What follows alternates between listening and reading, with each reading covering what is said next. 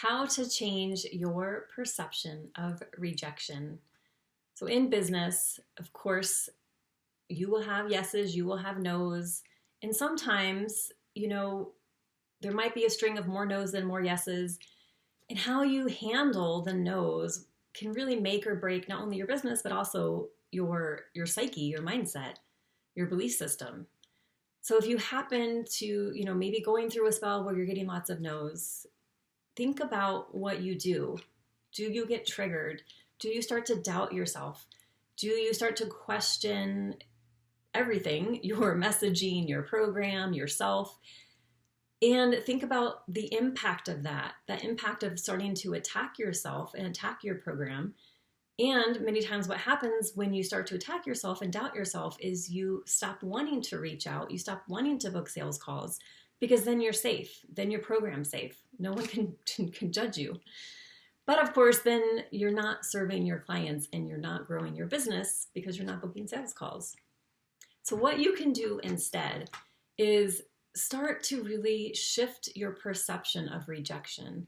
When you start to see every no is just an opportunity for a yes, of course, you've heard that before, but also to start to think that it's really a curious call for love, because behind every no is a fear. There's lots of fears around investing, especially in the coaching industry. There's, lots of stories of investing and not getting results. There's fears around accumulating more debt, or just a fear around being, embarrassed about investing again when you maybe haven't seen the results that you wanted in previous investments. So when you start to see that a no is just a call to deepen the conversation, a call to be more intimate, a call to help this person uncover their fears, and instead of buying into their fears as a coach, you are going to believe more in what's possible for them than in their current belief in their limitation.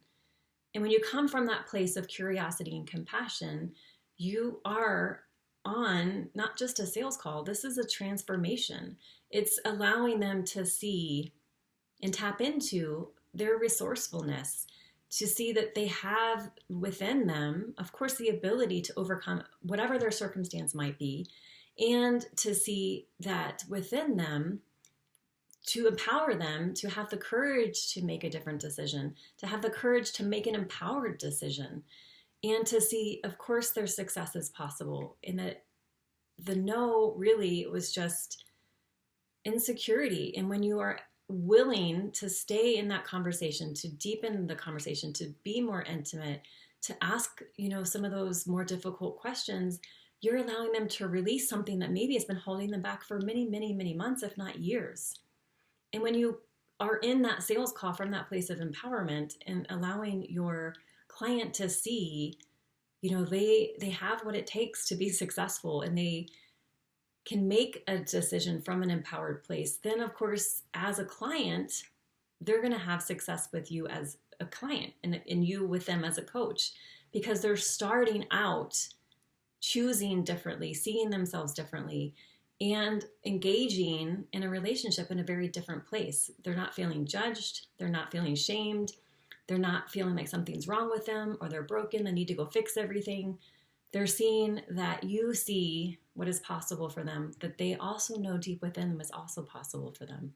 And so when you start to see that different shift in rejection, it doesn't, again, there's no need to start to doubt yourself. There's no need to be triggered. There's no need to stop reaching out and fear sales calls. You start to see that every rejection is just an opportunity to learn and to be curious and to be compassionate and to really seek to understand this person. And you start to see, of course, any no, any rejection, any failure is just feedback, and it's just an opportunity for you as well to learn and how can you better serve. And that place of coming from empowerment, serving with empowerment, sales calls as calls of transformation, there's no need to dread them, because who doesn't want to transform? So when you change that and shift that perception of rejection, then you look forward to sales calls. You want to reach out because you know what's possible for your clients. And why wouldn't you want them to have a transformation, because that's also what they want. And then, of course, to make different decisions, and decisions from a place of empowerment versus fear. Love to hear your thoughts on this and what you think will be the biggest shift for you when you change your perception of rejection. Thanks for watching.